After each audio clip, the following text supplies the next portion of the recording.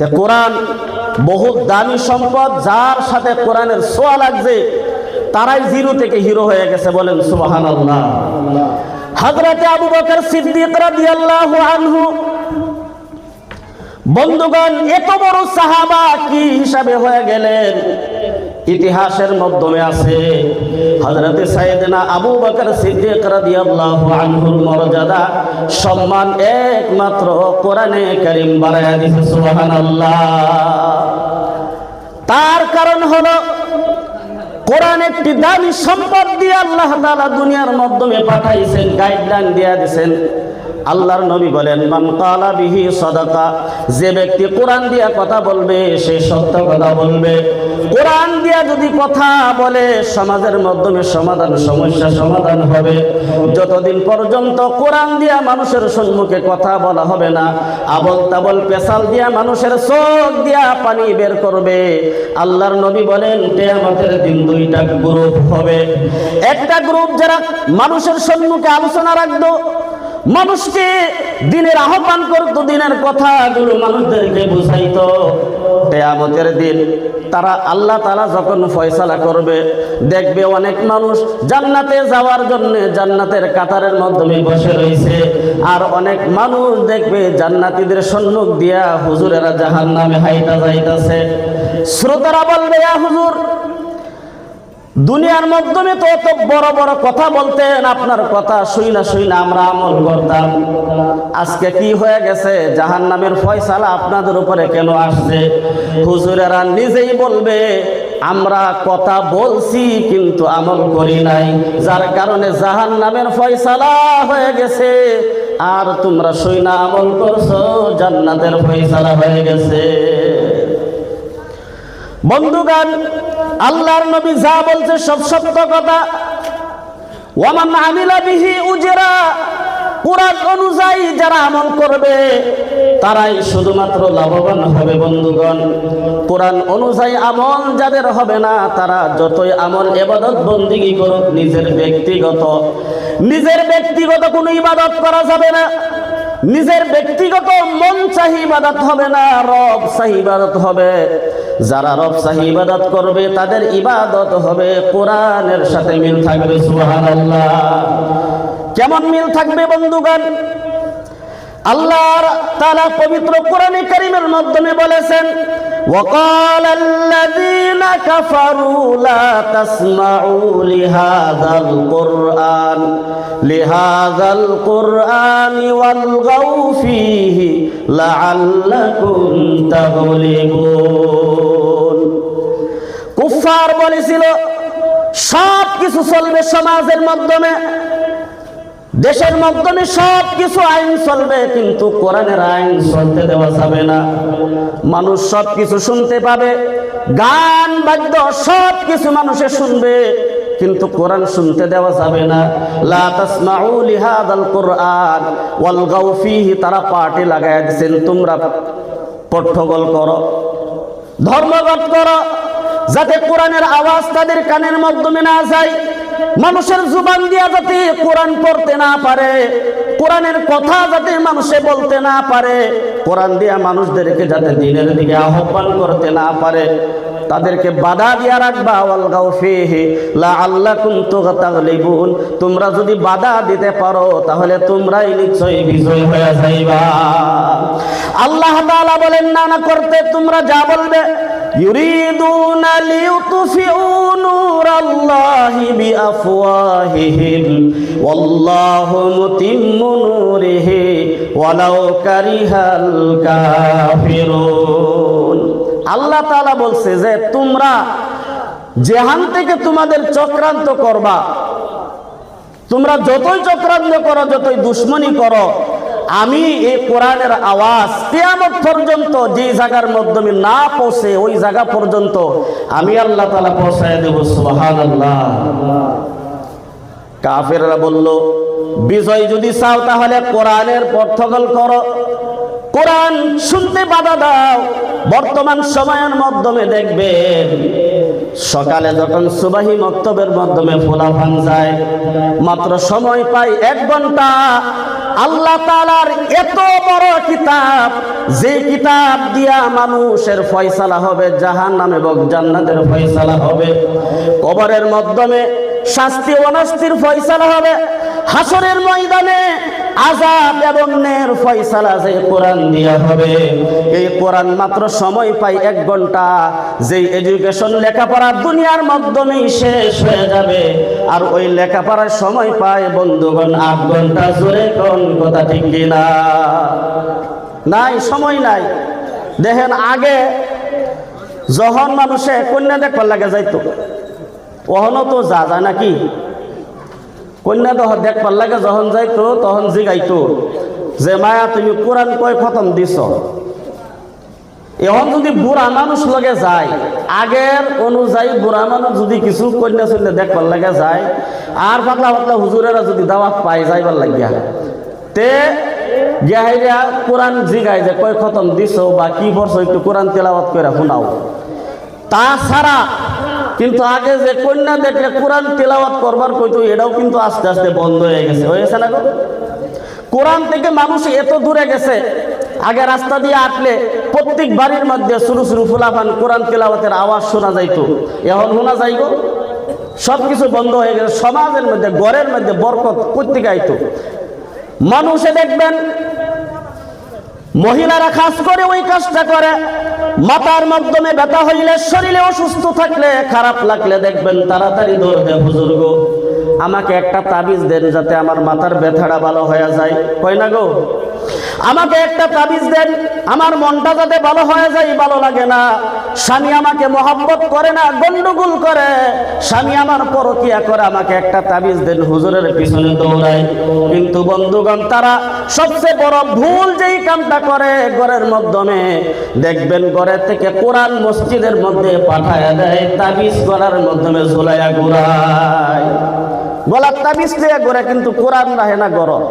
কারণ কোরআন যদি না পড়া হয় তাহলে পাপ হইব। এই কথা কয়ে এরা মসজিদও ফাটাইয়া দেয়।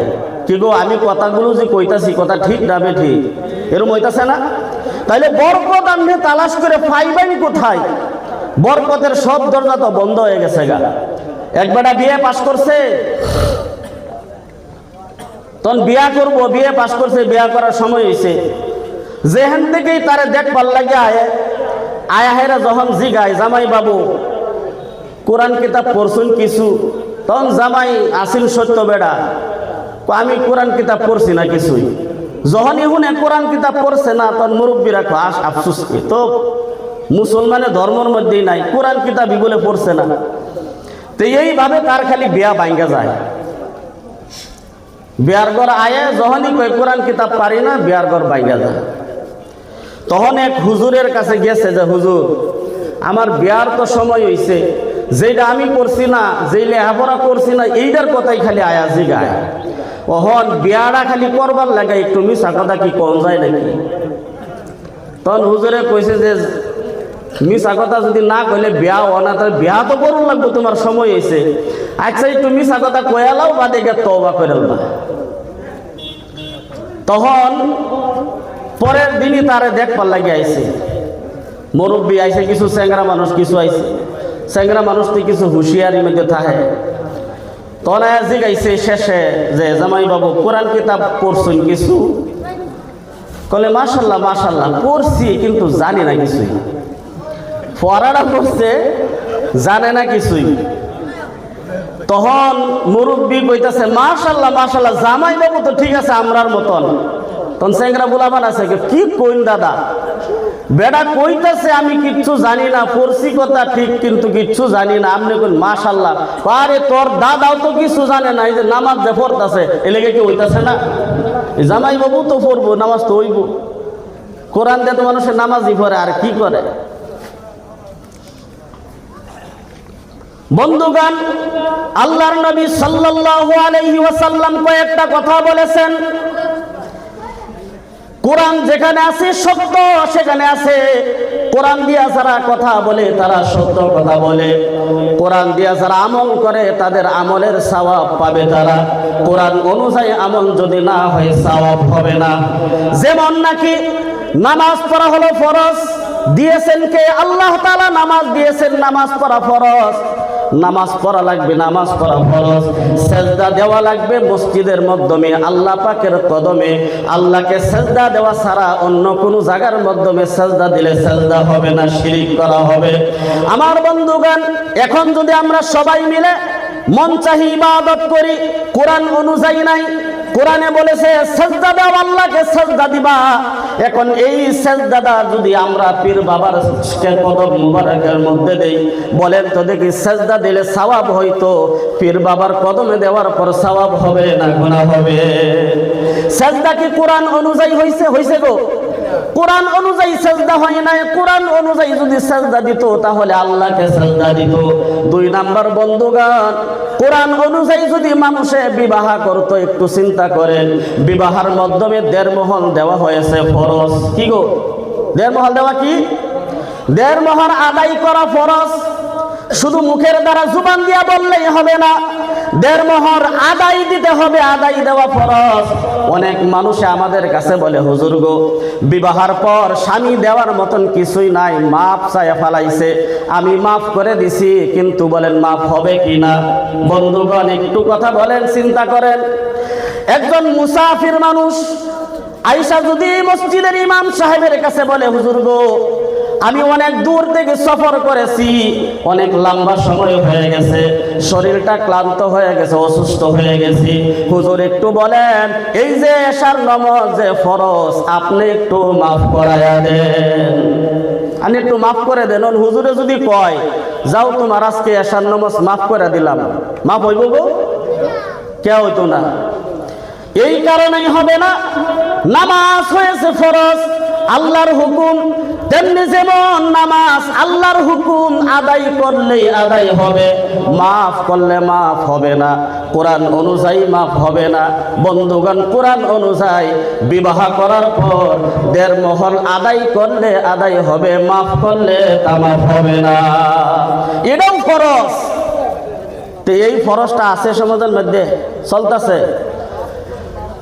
আল্লাহর নবী সাল্লাল্লাহু আলাইহি ওয়াসাল্লাম বলেছেন, ওয়ামান হাকামা বিহি আদালা, কোরআন দিয়া যারা বিচার করবে, মেল দরবার করবে, কোরআন দিয়া যারা বিচার, কোরআন অনুযায়ী যারা মেল দরবার করবে, বিচার করবে, তারাই মেল দরবারের মাধ্যমে ইনসাফ করবে। সুবহানাল্লাহ। ওয়ামান দাআ ইলাইহি হুদিয়া ইলা সিরাতিম মুস্তাকিম। সর্বশেষের কথাটা হলো বন্ধুগণ, আমার পয়েন্টের কথা, কোরআন দিয়া মানুষ যারা হেদায়েতের রাস্তার দিকে আহ্বান করবে, সেটাই হবে হেদায়েতের রাস্তা। সুবহানাল্লাহ। কোরআন ছাড়া মানুষকে আহ্বান করলে, দিনের দিকে আহ্বান করলে, কোরআন অনুযায়ী যদি আহ্বান করা না হয় বন্ধুগণ, সেটা কিন্তু হেদায়েতের আহ্বান হবে না। আল্লাহর নবী সাল্লাল্লাহু আলাইহি ওয়াসাল্লামের আরেকটি হাদিস আমি পড়ছিলাম বন্ধুগণ। আল্লাহর নবী বলেন, মান তামাসসাকা বিসুন্নতি ইনদা ফাসাদি উম্মতি ফালাহু আজরু মিআতি শাহীদিন আও কামা ক্বালা আন-নাবিয়্যুল মুস্তাফা সাল্লাল্লাহু আলাইহি ওয়াসাল্লাম। আল্লাহর নবী বলেন, মান তামাসসাকা বিসুন্নতি ইনদা ফাসাদি উম্মতি, আমার উম্মতের ফিতনা ফাসাদের সময়, যেই সময় সুন্নতগুলো যেই জায়গার মাধ্যমে মরে যায়, একটা মরা সুন্নত যদি আমার উম্মতে ফিতনার যুগে আদায় করতে পারে, কিয়ামতের দিন যখন সে উঠবে, আল্লাহর নবী সাল্লাল্লাহু আলাইহি ওয়াসাল্লাম বলেন, সে 100 গলা কাটা শহীদের সওয়াব নিয়ে হাসরের ময়দানে উঠবে। সুবহানাল্লাহ। একটা সুন্নত জিন্দা করার খাতিরে একটু চিন্তা করেন, সুন্নতটা কোনটা? আমরা অনেকেই মাথায় টুপি দিলাম, অনেকেই দেয় না। এই সুন্নত জিন্দা আছে, কেউ দেয় কেউ দেয় না। দাড়ি রাখা সুন্নত কেউ রাখে কেউ রাখে না, এইটাও জিন্দা আছে। জুব্বা পরা সুন্নত কেউ গায়ে দেয় কেউ দেয় না, এইটাও জিন্দা আছে। খানার শেষে মিষ্টি খাওয়া হলো সুন্নত, এইটা কেউ খায় কেউ খায় না, এটাও জিন্দা আছে। মাথার চুলগুলো 3 তরিকার মধ্যে 1 তরিকে কাটা সুন্নত, এটা কেউ কাটে না, বলতে গেলে এটাও জিন্দা আছে। কিন্তু বর্তমান সময়ের মাধ্যমে বুঝতে হলে কোন সুন্নতটা মরে গেছে, যেই সুন্নতটা সমাজের মাধ্যমে জিন্দা করতে পারলে, দেশের মাধ্যমে জিন্দা করতে পারলে 100 গলা কাটা শহীদের সওয়াব পাওয়া যাবে। বন্ধুগণ, আল্লাহর নবী সাল্লাল্লাহু সাল্লাল্লাহু আলাইহি ওয়াসাল্লামের কথা অনুযায়ী বিশ্বনবী মুহাম্মদুর রাসূলুল্লাহ সাল্লাল্লাহু আলাইহি ওয়াসাল্লাম তার জীবনের মাধ্যমে 10 বছর মসজিদে নববীর মাধ্যমে মদিনা শরীফের মাধ্যমে এই কোরআন দিয়া দেশ চলাইছে। এই দেশ চলানি যে কোরআন দিয়া দেশ নবী চলাইছে, বর্তমান সময়ের মাধ্যমে কোরআন দিয়া দেশ চলাই নাই, তাহলে বোঝা গেল এই সুন্নতটা মরে গেছে। বলতে পারবেন হুজুর আমরা হিন্দুস্তানের মাধ্যমে থাকি, আমাদের এখানে তো কোরআনের আইন চলবে না। বন্ধুগণ, গণতান্ত্রিক দেশের মাধ্যমে আমার ব্যক্তিগত জীবন আছে, আমি কি হিসাবে জাহান্নামের আগুন থেকে বাঁচতে পারবো? আমার ধর্ম কি হিসাবে আগ বাড়বে? আমার দায়িত্ব পাওয়ার আছে, আমি করতে পারবো। এই দেশের মাধ্যমে তাইকা মানুষে নানান রকমের বাহানা যদি বলা হয়, আমরা তো হিন্দুস্তানের মধ্যে থাকি, হিন্দুস্তানের মাধ্যমে কোরআনের আইন তো চলে না। কে বলছে চলে না? বন্ধুগণ, সমাজ তো আর হিন্দুত্বের আইনের মাধ্যমে সমাজ চলে না। এক একটা সমাজের মাধ্যমে মুসলমানের মাধ্যমে কমিটি আছে। বন্ধুগণ, এক একটা সমাজ যদি কোরআনের আইন দিয়া যদি সমাজটা চলে, এই সমাজের মাধ্যমে কোনোদিন দুর্নীতিবাজি থাকবে না। নবী কোরআন দিয়া দেশ চলাইছেন, এই সমাজ দুর্নীতি আছিল গো? মুসলমানেরা যদি এখনো কোরআন সমাজের মাধ্যমে কোরআনের আইন চালু করে, বন্ধুগণ, এখনো সমাজটা সুন্দর সমাজ হয়ে যাবে। সমাজের মাধ্যমে রহমত হবে, বরকত হবে, চুরি আর থাকবে না, জিনার থাকবে না, বদমাশি আর থাকবে না। এই যে নেশাগ্রস্ত হয়ে যে যুবকেরা নিজেদের লাইফ নষ্ট করতেছে, কোরআনের আইন যদি সমাজের মাধ্যমে থাকতো, তাহলে নেশা খাইতো দূরের কথা, নেশার থেকে 10 কিলোমিটার দূরে থাকতো। খালি যদি একটা আইন সমাজের মধ্যে চালু করে যে যুবকরা, যুবক হোক মুরব্বী হোক যেই হোক, মুসলমান নাম দেওয়ার পরে, মুসলমান সমাজে তাহার পরে যদি হ্যাঁ নেশা করে, ড্রাগস খায়, মদ পান করে, এইগুলা নেশার মাধ্যমে যদি থাকে, এরপরে যদি মরে, মুসলমান সমাজের মধ্যে যদি মরে, তাহলে মুসলমানের দায়িত্ব পালন যদি করে যে এর জানাজার নামাজ কেউ পড়বে না। এরুন একটা জানাজা যদি না পড়া, যদি সমাজের মানুষে যদি তারে এই বাই দাফন করে দেয়, যারে সেফামাটি কয় আর কি, সেফামাটি বুঝুন না গো, জানাজা নাই, কিচ্ছু নাই, ইসলামী রীতি রেওয়াজের মধ্যে কিচ্ছু নাই, এইভাবেই। কারণ তুমি কোরআন রে মানছো না। আল্লাহ তাআলা বলছে নেশা করা যাবে না। ইয়াসআলুনাকা আনিল খামরি ওয়াল মাইসির কুল ফীহিমা ইসমুন কাবীর। আল্লাহ তাআলা কোরআনের মধ্যে বলছেন নেশা করা যাবে না, নেশা বহুত বড় অপরাধ, নেশা করা যাবে না। এরপরেও যে তুমি করলা, তাহলে আল্লাহর এই আইনটারে মানছে গো?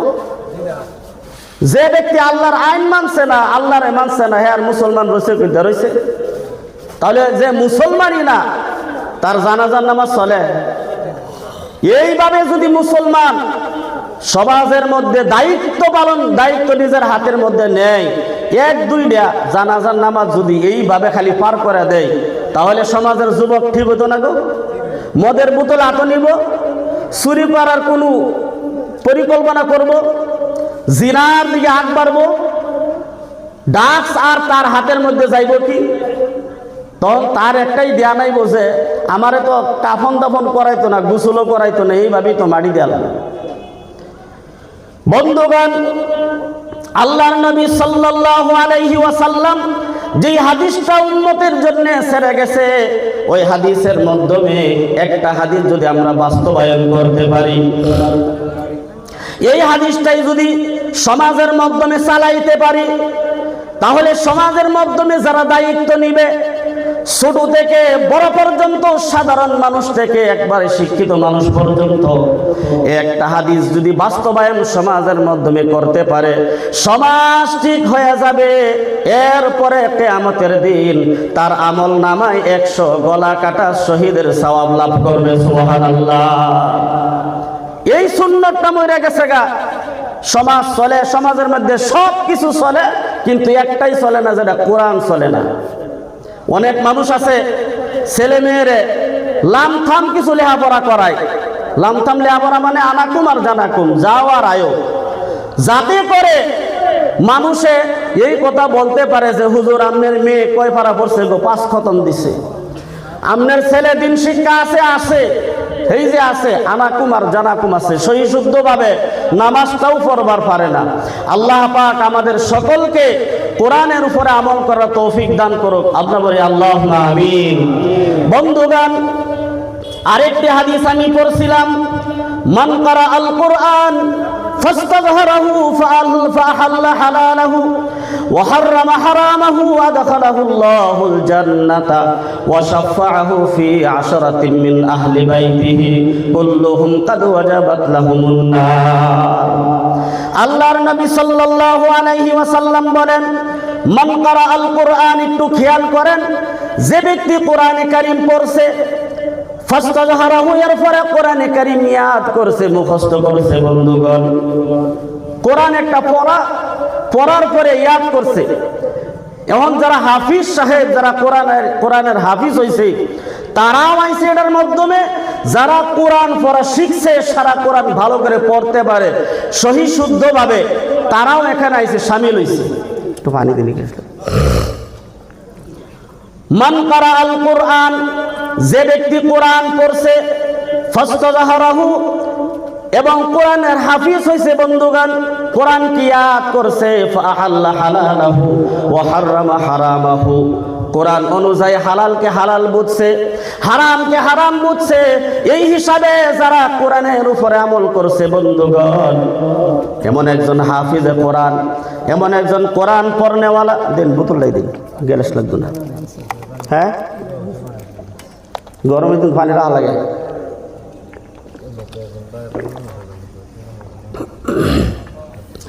সুবহানাল্লাহ ওয়ালহামদুলিল্লাহ লা ইলাহা ইল্লাল্লাহ, সুবহানাল্লাহ ওয়ালহামদুলিল্লাহ ওয়া লা ইলাহা ইল্লাল্লাহ, সুবহানাল্লাহ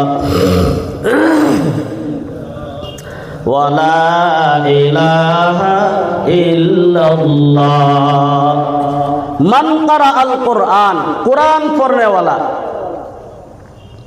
এবং কোরআনকে ইয়াদ করনেওয়ালা, ফাআহাল্লা হালালাহু ওয়া হাররামা হারামাহু, কোরআন অনুযায়ী হে হালালকে চিনছে, হালাল অনুযায়ী হে চলছে।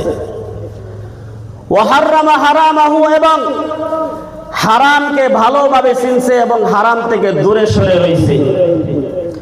আদখালাহুল্লাহুল জান্নাহ, আল্লাহর নবী সাল্লাল্লাহু আলাইহি ওয়াসাল্লাম বলেন, কিয়ামতের দিন প্রথম স্টেপে আল্লাহ তাআলা তাকে জান্নাত দান করবে। সুবহানাল্লাহ।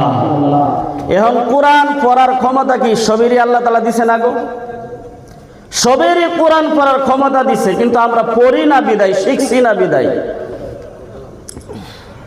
শুধু তাই নয় বন্ধুগণ, একজন কোরআন পড়নেওয়ালা, কোরআনের হাফিজ সাহেব, হিফজ করনেওয়ালা, হালাল ভাবে যদি জিন্দেগি চলাইছে, হারাম ভাবে যদি হারাম থেকে বাইসা চলছে, প্রথম স্টেপে আল্লাহ তাআলা তাকে জান্নাত দান করবে। এরপরে আল্লাহর নবী সাল্লাল্লাহু আলাইহি ওয়াসাল্লাম বলেন, ওয়া শাফাআহু ফি আশরাতিন মিন আহলি বাইতিহি কুল্লুহুম কাদ ওয়াজাবাত লাহুন নার।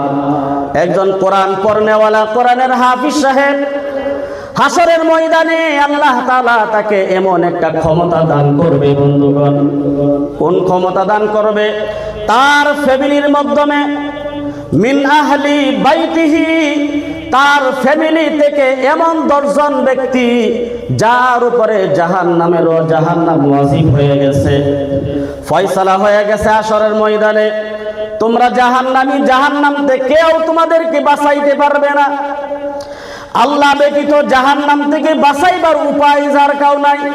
জাহান্নাম ওয়াজিব হয়ে গেছে, অর্ডার হয়ে গেছে, কিতাবের মাধ্যমে লেখা, ফেরেশতারা তাকে টানা হেরসা করতেছে, আসো তোমার উপরে জাহান্নাম ওয়াজিব হয়ে গেছে, টানা হেরসা করতেছে। এমন সময় একজন হাফিজে কোরআন, একজন কোরআন পড়নেওয়ালাকে আল্লাহ তাআলা পারমিশন দিবে তোমার ফ্যামিলি থেকে যাদের উপরে জাহান্নাম ওয়াজিব হয়ে গেছে বন্ধুগণ, আল্লাহ তাআলা বলবেন হাবিব সাহেব কোরআন পড়নেওয়ালা তুমি সুপারিশ করো, এই 10 জন ব্যক্তিকে আমি আল্লাহ তাআলা তোমার সুপারিশে জান্নাত দিয়ে দিব। সুবহানাল্লাহ। বাঁচার কোনো উপায় নাই। জাহান্নামের ফেরেশতা তারে ছেঁচড়াইতেছে জাহান্নামে নেওয়ার জন্য। এরপরে হাফিজ সাহেবের সুপারিশ আল্লাহ তাআলা কবুল করব এমন 10 জন ব্যক্তি যাদের উপরে জাহান্নাম ওয়াজিব হয়ে গেছে। সুবহানাল্লাহ। একজন কোরআনের হাফিজ বানান বন্ধুগণ, কোরআনের বহুত বরকত। মদিনার বাসিন্দা ছিল হযরত আব্দুল উজ্জা সাহাবী। একজন ইসলাম ধর্ম কবুল করার আগে মদিনার বাসিন্দা, তার বাবা দুনিয়া থেকে বিদায় হয়ে গেছে, ছোট্ট কালে চাচার কাছে শিয়ান হয়েছে বন্ধুগণ। এমন সময় নবী মক্কা থেকে হিজরত করে মদিনার জন্য যখন রওনা হয়ে গেছে, আব্দুল উজ্জা শুনেছে বিশ্বনবী মুহাম্মদুর রাসূলুল্লাহ সাল্লাল্লাহু আলাইহি ওয়াসাল্লাম মদিনার জমিনের মাধ্যমে আসতেছে। তিনি বললেন, চাচা, এই যে নবী মুহাম্মদুর রাসূলুল্লাহ মুহাম্মদ সাল্লাল্লাহু আলাইহি ওয়াসাল্লাম যার উপরে কোরআন নাজিল হইছে, যে সত্য নবী, তোমার কি বিশ্বাস হয় মুহাম্মদ সাল্লাল্লাহু আলাইহি ওয়াসাল্লাম সত্য নবী? আব্দুল উজ্জার চাচা বলেন, আমার তো বিশ্বাস হয়, কিন্তু আমি ধর্ম গ্রহণ করতে পারি না, আর আমি কোনোদিন ইসলাম ধর্ম গ্রহণ করব না। আব্দুল উজ্জা বলতেছেন, চাচা শুনেন, আপনি যদি ইসলাম কবুল না করেন, আমার মনের মধ্যে অনেক আশা ছিল বিশ্বনবী মুহাম্মদুর রাসূলুল্লাহ সাল্লাল্লাহু আলাইহি ওয়াসাল্লাম হিজরত করে যেদিন মদিনার মাধ্যমে আসবে, আমি তার হাতের মাধ্যমে হাত ধরে কলিমা পড়ে মুসলমান হয়ে যাইব। চাচা, আপনি যদি ইসলাম গ্রহণ করবেন না না বলছেন, এখন শুনেন, আমি আর অপেক্ষা করব না, আমি ঘোষণা দিয়ে দিলাম, লা ইলাহা ইল্লাল্লাহু মুহাম্মাদুর রাসূলুল্লাহ। দেখেন কোরআনের কত বরকত বন্ধুগণ। আব্দুল উজ্জা যখন বলল আমি ইসলাম ধর্ম গ্রহণ করেছি, যেহেতু আপনি নবীর হাতে হাত ধরে মুসলমান হবেন না, আমি এখনই মুসলমান হয়ে গেলাম। চাচা বলতেছেন, বাতিজা, তুমি যে ইসলাম গ্রহণ করছো, এর পরিণতি কি হবে তুমি কি জানতে পারো? তুমি কি জানো? বলে, না না। বলে, তোমার বাবা দুনিয়ার থেকে বিদায় হয়ে গেছে, তুমি ছোট্ট ছিলা, তোমাকে লালন পালন করে আমি শিয়ান করেছি, আমি তোমাকে অনেক ধন সম্পদের মালিক বানাইছি। আমার ধন সম্পদের মালিকানা হওয়ার পরে আমি তোমাকে শিয়ান করলাম, সব কিছু দিলাম, আমার সম্মুখে ইসলাম ধর্ম গ্রহণ করছো, যা কিছু ধন সম্পদ আছে সব কিছু আমার সম্মুখে রাইখা দিতে হবে, আমার সব কিছু ফেরত দিতে হবে। বড় একটি উটের মালিকানা তোমাকে বানিয়ে দিয়েছিলাম, ওই উটের পালটা তোমার আমার ফেরত দিতে হবে। বলেন, জান ফেরত দিয়ে দিলাম। এই যে জমিগুলা তোমাকে দিয়েছিলাম, জমিগুলা ফেরত দাও। বলে, জান ইসলামের খাতিরে, দিনের খাতিরে, ইমানের খাতিরে আমি সবকিছু ফেরত দিয়ে দিলাম। এইভাবে সবকিছু ছিনিয়ে নেওয়ার পর বলতেছেন, বাতিজা, শুধু ধন সম্পদ দিলেই হবে না, তোমার গায়ে যে লুঙ্গিটা আছে, তোমার পরনে যে লুঙ্গিটা আছে, গায়ে যে কাপড়গুলো আছে, এইগুলাও তো আমার ধন সম্পদের টাকার কিনা, এইগুলাও ফেরত দিতে হবে। বলে, তোমার সব কিছু তো আমি দেওয়া, যখন তুমি আমারটাই মানছো না, আমারটাই যদি মানছো না, তাহলে আমার সব ফেরত দাও। আব্দুল উজ্জা বলতেছেন, চাচা, আপনার 1 পয়সার সম্পদ আমার জীবনের মাধ্যমে আমি রাখতে চাই নাই। বলার সাথে সাথে গায়ের কাপড়গুলা খুইলা, পরনের লুঙ্গিগুলা খুইলা, বন্ধুগণ একমাত্র উলঙ্গ অবস্থায় সব কিছু দিয়া অন্ধকারের মাধ্যমে হাঁটতে হাঁটতে বাড়ির সম্মুখে চলে গেছেন। মা যে ঘরটার মাধ্যমে থাকে, ভাঙা ঘর বন্ধুগণ, ওই ঘরের সম্মুখে গিয়া দরের মাধ্যমে নখ দিলেন। মা দরজা খুলে দেখে আব্দুল উজ্জার শরীরের মাধ্যমে কাপড় নাই, উলঙ্গ হয়ে রয়েছে। ডাকতেছে, বাবা তোমার এই অবস্থা? বলে, ঈমান আনতে গিয়া, ইসলাম গ্রহণ করতে গিয়া সব কিছু ফেরত দেওয়া লাগছে। আমার যে দামি দামি সম্পদগুলা ছিল, এমনকি শেষ পর্যন্ত আমার গায়ের কাপড়গুলোও খুইলা নিয়ে গেছে, কিন্তু আমি ইসলামের খাতিরে সব কিছু দিয়ে দিছি, কিন্তু ইসলাম দিতে পারবো না। আমি ঈমান এনেছি বিশ্বনবী মুহাম্মদুর রাসূলুল্লাহ সাল্লাল্লাহু আলাইহি ওয়াসাল্লামের উপরে। মা বলতেছেন, সন্তান এখন আমি কি পর করতে পারি বলো? বলে, তোমার কিছুই করা লাগবে না মা, তোমার গায়ের মাধ্যমে যে চাদরটা আছে এই চাদরটা দুইটা টুকরা করে একটা টুকরা আমাকে দিয়ে দাও, আমি যাতে কোনো মতন আমার শরীরের সরঞ্জাম আমি ডেকে যাতে আমি নবীর দরবারে আমি যাইতে পারি। মা সাথে সাথে তার শরীরের চাদরটাকে টাইনা দুইটা টুকরা কইরা বন্ধুগণ, মার গায়ের চাদরটাও এমন তেমন ভালো কোনো চাদর ছিল না, ছিঁড়া কাটা চাদর ছিল।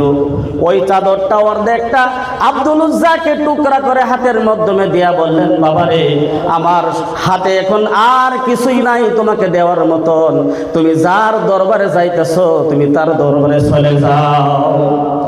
আব্দুল উজ্জা কানতে কানতে ওই টুকরা কাপড়টা লজ্জাস্থানটা কোনো মতন ঢাইকা সন্ধ্যাবেলায় রওনা করলেন বিশ্বনবী মুহাম্মদুর রাসূলুল্লাহ সাল্লাল্লাহু আলাইহি ওয়াসাল্লামের কাছে হাজির হবে। মসজিদে নববীর সম্মুখে গিয়া আব্দুল উজ্জা যে জায়গার মাধ্যমে সাহাবায়ে কেরাম আসহাবে সুফার মাধ্যমে কোরআন শিখতে বন্ধুগণ, ওই জায়গার মাধ্যমে টুকটুক করে হাঁটতে হাঁটতে বিশ্ব নবীর কাছে হাজির হয়ে গেছে।